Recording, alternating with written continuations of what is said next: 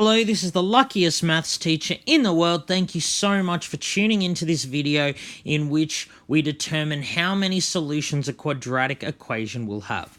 So let's look at this equation on your screen. X squared minus x minus 1 equals 0. Now we can't factorize that using the methods we've gone through so far. So this is a trinomial. So we'd want to find two numbers that multiply to -1 and add to -1.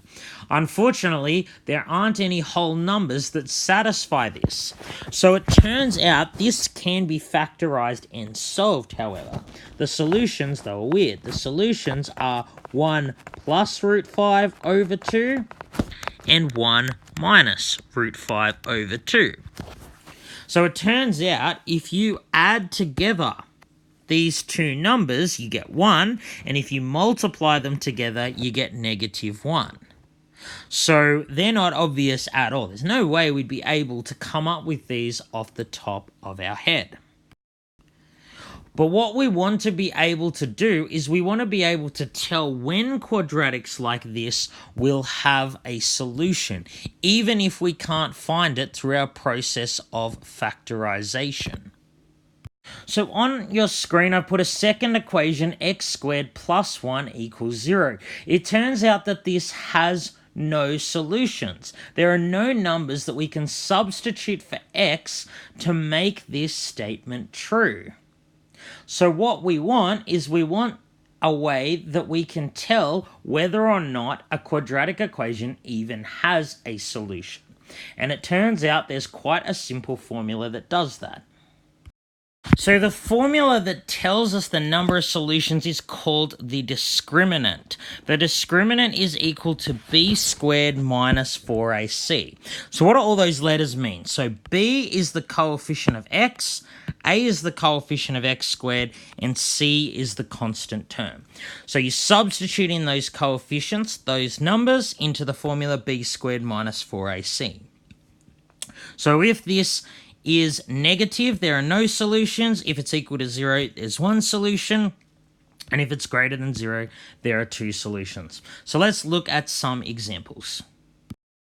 So let's look at the equation x squared plus 5x plus 4 equals 0. So I can solve this easily. I would factorize. I'd get x plus 4, x plus 1 equals 0. And there'd be two solutions, -4 and -1. So let's check the discriminant. So the discriminant is b, so b is the number in front of x, so it's b squared minus 4 times a is the number in front of x squared, so not written, it's 1, 4 times a times c. So in this case, b squared minus 4ac is 25 minus 16, which is 9. So because that's greater than 0, I get two solutions as I mentioned. So our example before, x squared minus x minus 1, gave us the weird solutions, 1 plus root 5 over 2 and 1 minus root 5 over 2. Both irrational answers. So its discriminant is b squared. So this time b, the number in front of x, is -1. b squared minus 4 times a times c. So this gives us 1 plus 4, which is 5. Once again, that's greater than 0. And so we get two solutions. As I said, though, those two solutions are obscure that you could never come up with off the top of your head. So I told you before that x squared plus 1 equals 0 has no solutions. So here, b, see how there's no x term? b is 0. So the discriminant is b squared minus 4 times a times c. So if you put that on your calculator, you get -4. So because the discriminant was positive here and here, for both of these equations, they have two solutions. But because this discriminant is negative, that means it has no solution, no number you can substitute for x to make this statement true. So let's look at the equation 9x squared plus 6x plus 1 is equal to 0. So let's look at its discriminant. So it would be b squared minus 4 by a by c. So if you put that on your calculator, you get 0. Because the discriminant is equal to 0, that means it would have one solution. So the reason it would have one solution is because this is a perfect square. This actually equals 3 plus 1 all squared.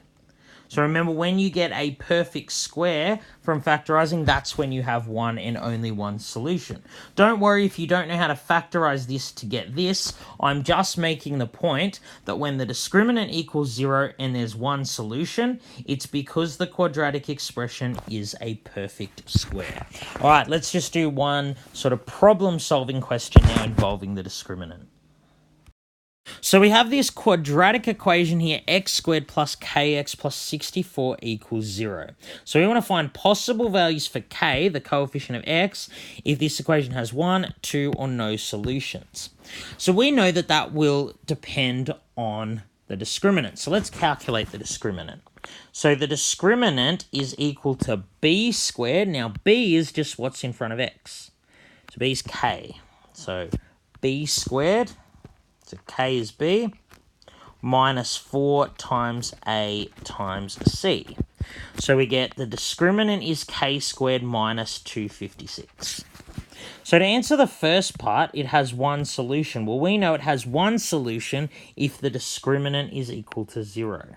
So that means k squared minus 256 is equal to 0. So this is a quadratic equation where the variable is k. So we have a square minus a perfect square. We're going to factorize using difference of two squares. Square root the first, square root the second. Square root of 256 is 16. One gets a plus, one gets a minus. So either the first bracket equals 0 or the second bracket equals 0. So there will be one solution if this number here is 16 or negative 16. So what about if it has two solutions? Well, it can only have two solutions if the discriminant's greater than 0.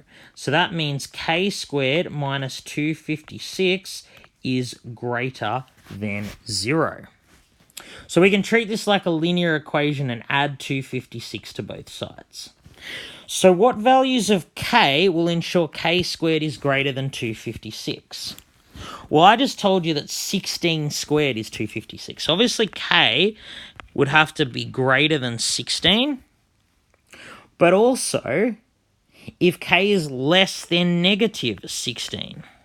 So remember, like minus 17 squared is 289, which is more than 256. So if k is more than 16, let's say that this coefficient here was like 18 or 20, then there'd be two solutions. But if k is less than negative 16, so this was like minus 18 or minus 20, there'd also be two solutions. So now let's look at the last one. What would be the value of k if there were no solutions? Well, we know in this case the discriminant would need to be negative. But rather than go through all of this process here, which is a little hard to understand, let's figure out what it would be. Let's draw a number line for different values of k. So what we found is if k is 16 or negative 16, there's one solution. We found that if k is more than 16, there are two solutions. If k is less than negative 16, there are two solutions. So all that's left is what's in the middle here. That will be 0 solutions. So that will be if k is between but not including negative 16 and 16. Then there will be no solutions. So you can easily check that. For example, if k was the number 10, x squared plus 10x plus 64. So if we had the equation x squared plus 10x plus 64 is equal to 0, the discriminant would be b squared, which is 100, minus 4 by a by c. That gives you minus 156. So clearly there'd be no solutions. So 10, which would be like a number here, is just one example of a number for k where there'd be no solutions. So if k is either of these two numbers, there is one solution. If it's more than 16, less than negative 16, there are two solutions.